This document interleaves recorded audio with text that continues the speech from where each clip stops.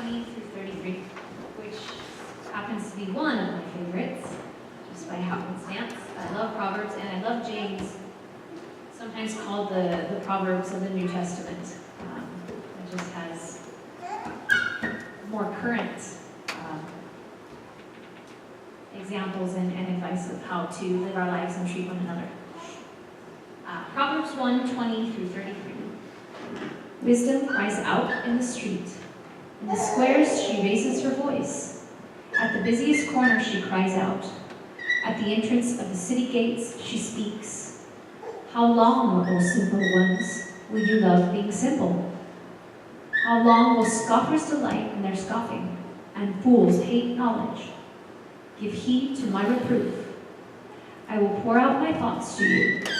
I will make my words known to you. Because I have called and you refused, have stretched out my hand and no one heeded, and because you have ignored all my counsel and would have none of my reproof, I will also laugh at your calamity. I will mock when panic strikes you. When panic strikes you like a storm, and your calamity comes like a whirlwind, when distress and anguish come upon you. Then they will call upon me, but I will not answer. They will seek me diligently, but will not find me. Because they hated knowledge and did not choose the fear of the Lord, would have none of my counsel, and despised all my reproof. Therefore they shall eat the fruit of their way, and be sated with their own devices. For waywardness kills the simple, and the complacency of fools destroys them. But those who listen to me will be secure, and will live at ease without dread of disaster.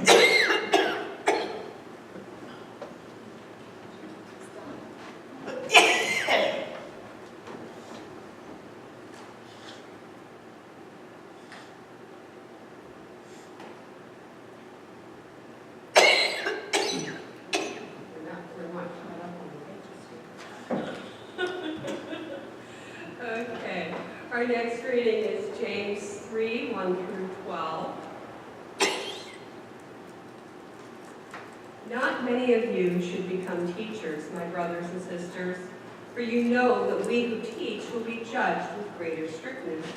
For all of us make many mistakes. Anyone who makes no mistakes in speaking is perfect, able to keep the whole body in check with a bridle. If he put bits into the mouths of horses to make them obey us, we guide their whole bodies. Or look at ships. Though they are so large and take strong winds to drive them, yet they are guided by a very small rudder wherever the will of the pilot directs. So also, the tongue is a small member, yet it boasts of great exploits. How great a forest is set ablaze by a small fire, and the tongue is a fire. The tongue is placed among our members as a world of iniquity. It stains the whole body, sets on fire the cycle of nature, and is itself set on fire by hell. For every species of beast and bird, of reptile and sea creature can be tamed and has been tamed by the human species, but no one can tame the tongue, a restless evil full of deadly poison. With it we bless the Lord and Father, and with it we curse those who are made in the likeness of God. From the same mouth come blessing and cursing. My brothers and sisters, this ought not to be so. Does a spring pour forth from the same opening both fresh and brackish water? Can a fig tree, my brothers and sisters, yield olives or a grapevine figs? No more can salt water yield fresh.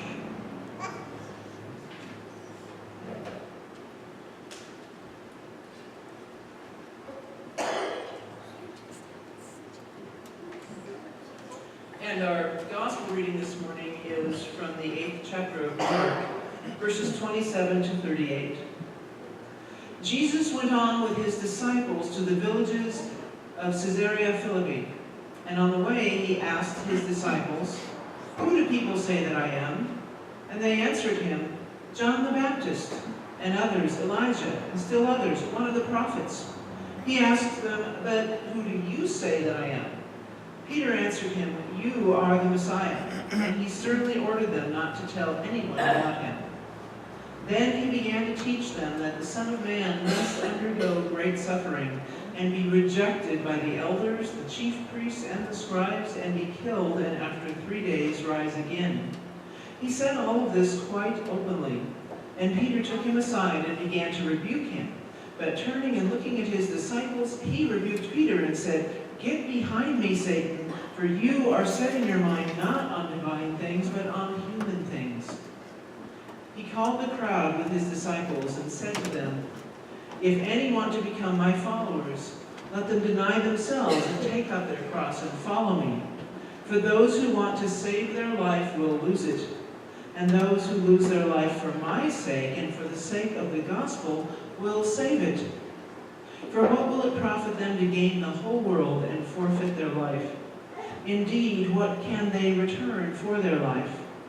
Those who are ashamed of me and of my words in this adulterous and sinful generation, of them the Son of Man will also be ashamed when he comes in the glory of his Father with the holy angels. May we hear and understand what these scriptures are teaching us today. So, George, come on up here. I'm going to be ready for you in about 20 seconds. Okay. So, I want to welcome all of you to wisdom and to mystery, the wisdom of Proverbs and the mystery of who Jesus is and who we say Jesus is and who are we in following Jesus. So let us welcome all of that wisdom into our lives on this Sunday after our homecoming week as we really start to dig into our new year. Today we are actually right in between Rosh Hashanah and Yom Kippur. Rosh Hashanah started last Sunday evening, and Yom Kippur is Wednesday evening, I believe. I think I have that right, but anyway, it's in there. Those are the high holy days, that period of time, the high holy days of the Jewish faith. And every year I try to take a little look at that and see how it might apply. And I was just blown away by the lectionary selections today. I was like, wow, it's just perfect. Great. So they fit perfectly in. So I'm going to ask George to do something. And he was so busy yesterday, he didn't get to try to practice this very much. But he's going to try to do something kind of like that on this ram's horn, because I can't even. So go for it.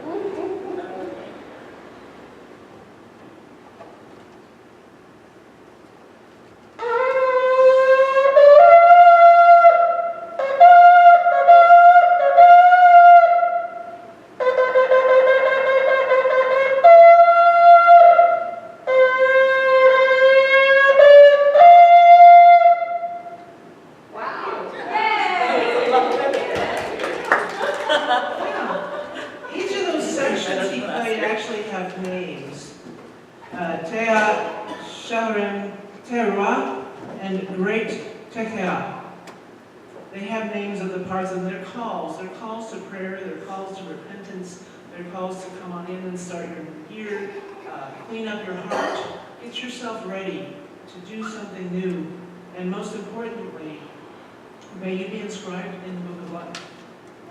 One of those things. So those are really good. Now, here is sort of one of those mysteries that I learned. Remember I said these are the high holy days, right? I learned this from a rabbi. Rosh Hashanah, Yom Kippur, is not just a Jewish holiday. It truly is a holy day. And Rosh Hashanah is the birthday of humankind. One mystery closes and another opens. If you were to look through the entire book of high holiday prayers, you wouldn't find anything in there about Adam's birth. What you would keep on finding is this: today is the birthday of the world. And you would also find this second phrase. It's a little more enigmatic. It says, this day is the beginning of your works, a remembrance of the first day. Kind of a fascinating thought. Those of us who love science might embrace this. What was Adam there for? To name things and to look at them and to understand them, right? Don't we have quantum physicists and cosmologists today, and they tell us that there cannot be an event without an observer? That's one of those science things, you know? It's like the tree in the forest. No one's there.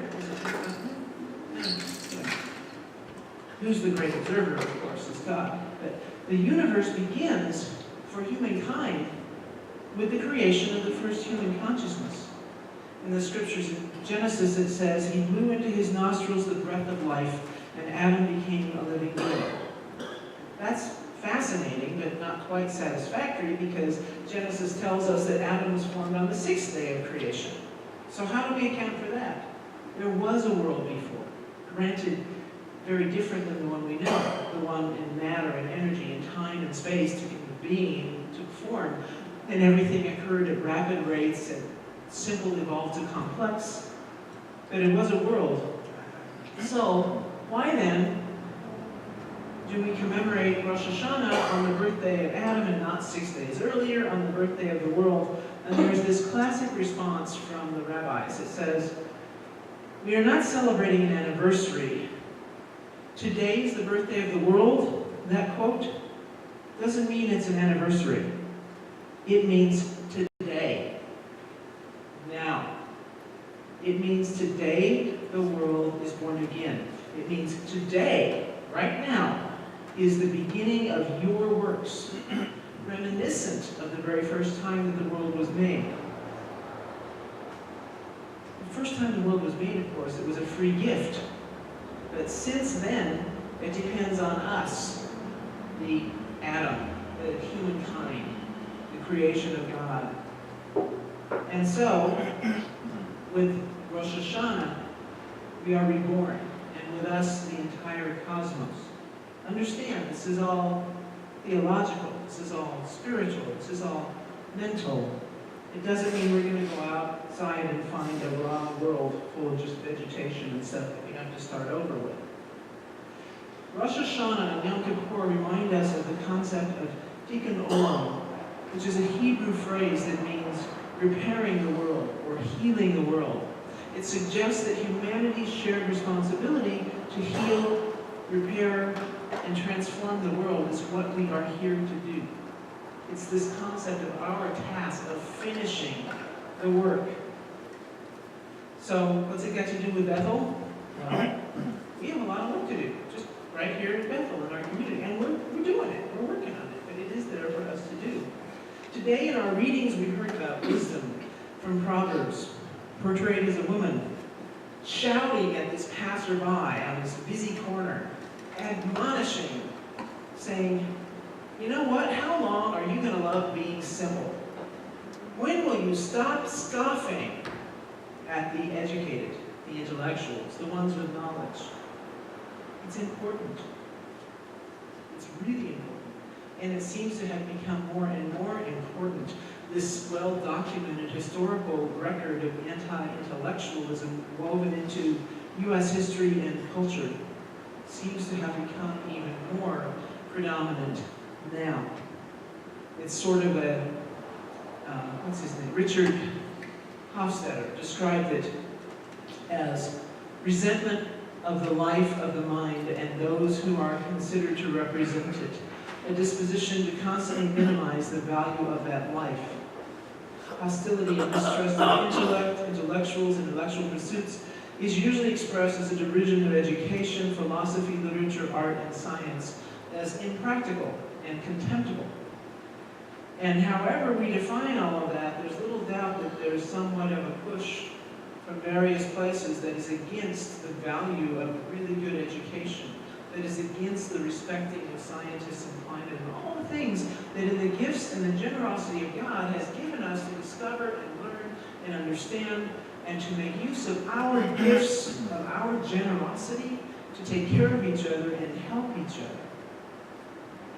According to a study back in, I think 2014, only 29% of Americans regularly read the newspaper. I suspect that's probably a little lower even now. only about 40% of college graduates actually ever read another book after college graduation. It's kind of sad. Psychology Today, a couple of years ago, said changes in education, politics, and the way business is conducted are also behind the rising trend towards dismissing the value of science, the arts, and humanities, instead of giving our collective time, dollars, and attention to entertainment, self-righteousness, ignorance, and deliberate gullibility. Okay, what does all that mean for us, for the church? Right, all that terrible stuff.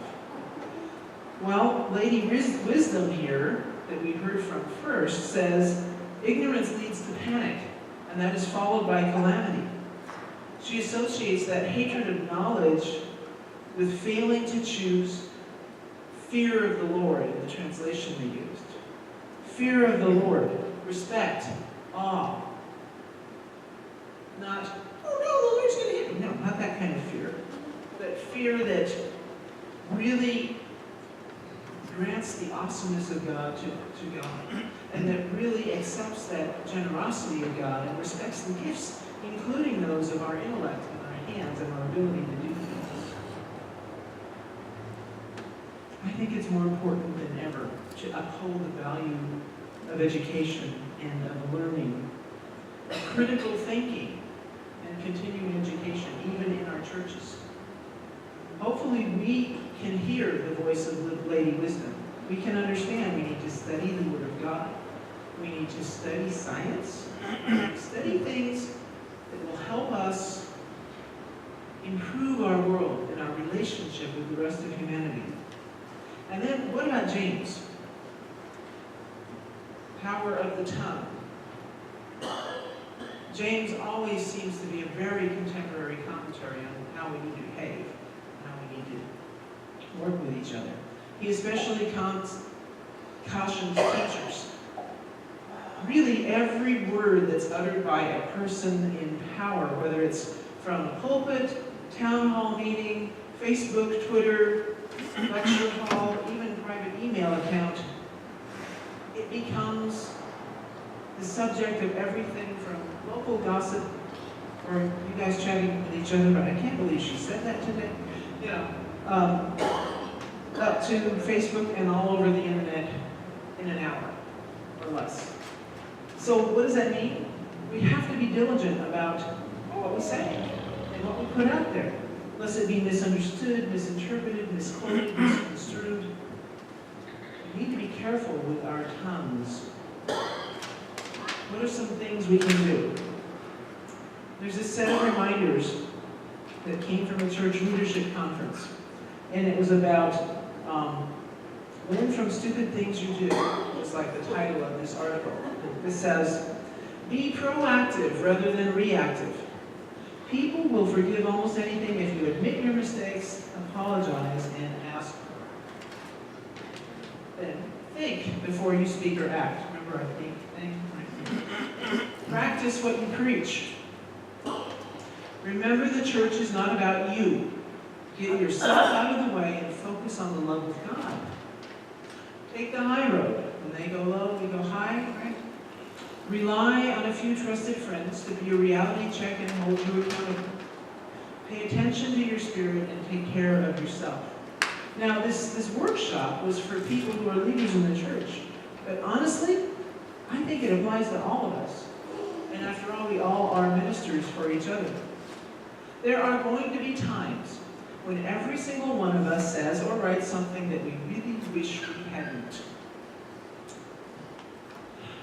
Well, James says, for all of us, we make many mistakes. All I can say is thank goodness we serve a God of grace, and thank goodness for people who try to live out that grace in their life. It never hurts to be reminded of the power of our own tongues. This small organ can do so much damage in so little time. We need to be aware of that power and use it, as James suggests, to guide not only the actions of our bodies, but to bless the people around us. We can catch more flies with honey than with vinegar. Our tongues can be used just as easily to bless as they can be used to curse. So let's pray that the words that spring forth from our mouths are more often fresh water than brackish. And then what about Mark? Being a Christian is at least a two-step process. The first step, to recognize that God actually finds us acceptable, even though in theory we're not, right? That is the time that we celebrate this good news of this unconditional grace, this generosity, God's acceptance of us for what we are, forgiveness for our flaws. It's at our baptism that we recognize this. Which, by the way, next week, we got Rocky, and we get Nathaniel, and Carolina. So we're having a baptism party. And we're all going to be reminded of our own vows and renew those vows while we do that. We do that every time we have a baptism. So that's pretty exciting. So if anybody else, out there knows someone who, have them call me. We can have a whole party. That's only the first step, though. Recognizing that and claiming it. The second step is actually claiming that assurance for ourselves. Now for me, I was raised in church. I was sprinkled when I was let's see, my parents moved to West Covina in 1956 and the Methodist church was, so I was probably a little over a year old because I was baptized in that Methodist church. So getting to the second step, it was actually kind of gradual. It happened over many years. There's a lot of people that can say, on this date, I claimed my assurance of God. And I look at my life and go, it grew as I grew. And some of you I know the same story. I can, however, name a lot of different moments. Like the time I went to Billy Graham when I was maybe 12 and went running down the aisle. I was really already there. But that assurance, that I'm going to take an action, kind of like when we have confirmation in church. That was one of those moments. Other moments when I used to sing for Catherine Porter, and could feel the Spirit of God moving in her. Amazing stuff. But there are other people. They may not have been raised in the church or not nurtured. Maybe they were baptized and then nothing ever happened after that. The second step does sometimes come in something that is dramatic and life-changing. Sometimes they speak of that as their born-again and conversion experience. Sometimes they recognize it's sort of a reaffirmation. People have different words, different semantics, but what it is it is that moment when they decided to take the step of faith and make a decision to dedicate their lives and to change their lives for the better. However it happens, whether it's a gradual process of deepening your understanding or a singular moment when there's a sudden transformation, we each have to make that decision for ourselves. And when it happens, we must respond to God's grace and stop focusing on ourselves to seek out our own happiness. Instead, it's time to start loving and caring more for others, just as our generous God has done. That is the key to real Christian faith. It's not the pompous posturing of some out there who want to stand on the street corners and shout out how wonderful of a Christian they are. While behind them is the homeless person that they kicked out of their way. So, that is what it means to be a follower of Christ. That's what it means to be born again. That's what it means to have today, the world is born. Today, we are beginning our own Tikkun Olam. This is what it means to take up our cross in Mark. The scene there in Mark is about these villages of Caesarea Philippi. Gospel writer Mark paints it as sort of a crossroad in the ministry because it marks this change in focus. His public ministry in Galilee, where he's been trying to demonstrate his being the Messiah, changes to what it means for Jesus to be Christ and what it means for his followers to be Christians. He gets this conversation going by asking his disciples, what are they saying about me? What's the word out there on the streets? Okay, so he hears what they say. Okay, what about you guys? You've been with me. You know me. What do you think? What are you saying about who I am? Who do you tell people I am?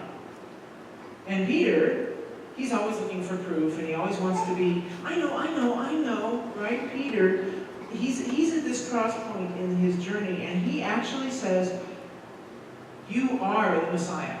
It's like he finally gets there. After this declaration, Jesus then begins to teach them what it means to believe that and what it means to follow him. He begins to explain what kind of Messiah he is. He explains, I'm not going to be Mr. Popularity, right? And I'm not going to take over the military and lead us to conquering Rome.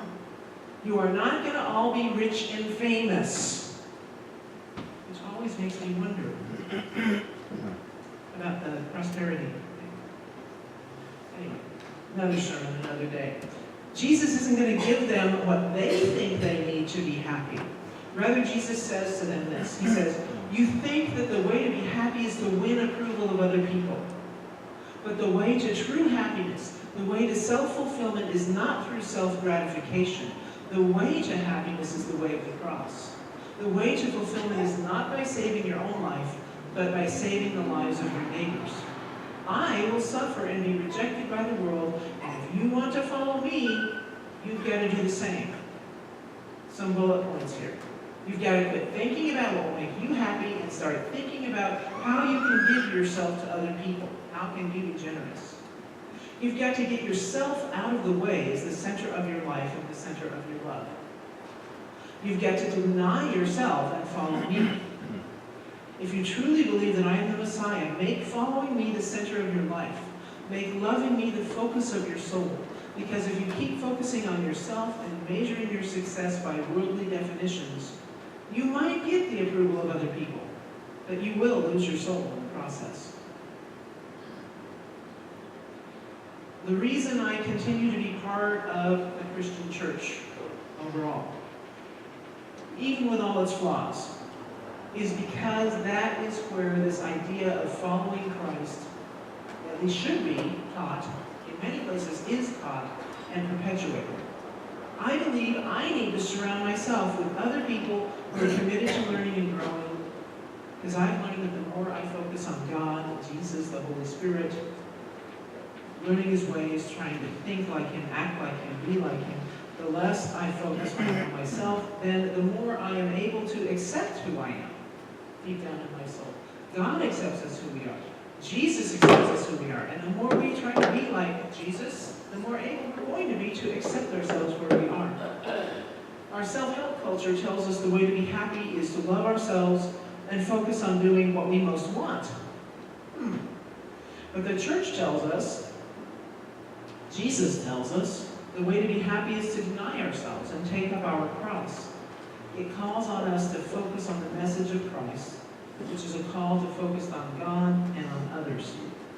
No matter how many problems the church has, no matter how much fighting within gets in the way, at the core is always Jesus, whose teachings and actions flew in the face of popular culture, who issued a radical call, and who led us on a journey that leads to true joy. I want to return to where I began with mystery. Mystery. The lessons we can learn from these high holy days. Here's the thing. The entire cosmos is on life support.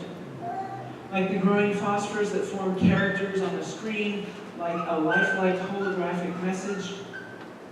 Remember R2-D2, the princess's holographic message? Pull the plug, turn on the restraining bolt, pull out the little thing. The whole thing vanishes without a trace. My rabbi friend says, were God to pull the plug on his creation, God forbid, space itself would vanish. Even time would be annulled. The world would never have existed. Its history would be erased. Nothing, not even a read-only memory. My rabbi friend is somewhat of a computer geek. There is not a particle of the universe that sustains itself. With every moment, the universe and each thing within it pulsates with the vital energy that gives it being. Our planet is a clock to the rhythm by which it throbs, a cycle of moments and days and months and years. Each moment, the life needed for that moment emerges, is absorbed, and then returns to its source. It's this big cycle. Each day, the energy for that day, each month for that month. There's a name for this in Hebrew, chodesh. It means renewal. The rabbi says that the most important renewal of life is that which occurs on Rosh Hashanah, because that is when all life of the previous year returns to its essential source, and a new life, such as was never known before, emerges from the void to sustain existence for an entire year. Isn't this strange, that a created being should take part in its own creation? Imagine cartoon characters participating with the artist in their own design, like in Roger Rabbit, right? Imagine them pleading with the Broadcasting Corporation for airtime in the coming season. Imagine these figments of your imagination telling you what to imagine. Now imagine us, the created beings, pleading with our Creator, grant us life, good life, nice things, be out there in the open, get more deeply involved with your world. And at the same time, God pleads with us, repair the world, tikkun olam, complete the creation. Those of you who ever work with electrical connections, even if it's just repairing a plug, you're going to understand this. The spark of God within us, below, connects with the infinite light of God above. The circuit is complete, and the universe is rebooted with a flow of energy for an entire year. So our lesson from all three of these scriptures, our lesson from the High Holy Days this week, repair the world, do the work, listen to wisdom, act in wisdom, and in love.